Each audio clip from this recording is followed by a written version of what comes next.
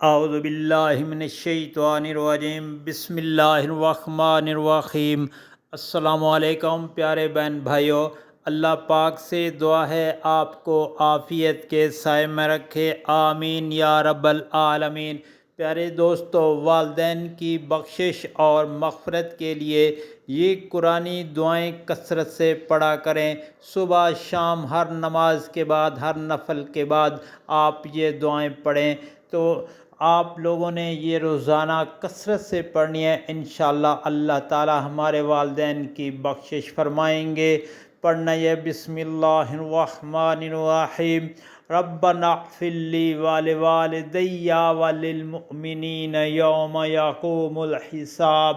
ربنا اغفر لی ولوالدی وللمؤمنین یوم یقوم الحساب۔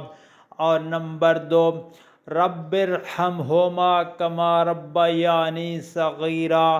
رب ارحمہما کما ربیانی صغیرا۔ نمبر 3، رب اغفر لی ولوالدی۔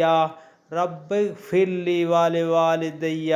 پیارے دوستو، ان کلمات کو، ان دعائیہ کلمات کو، قرآن پاک کی آیات مبارکہ کو کثرت سے پڑھیں ہر نماز کے بعد، نفل کے بعد۔ انشاءاللہ اللہ تعالی ہمارے والدین پہ رحم فرمائیں گے اور ان کی خطائیں معاف فرمائیں گے اور ان کو بخشش عطا فرمائیں گے، آمین یا رب العالمین۔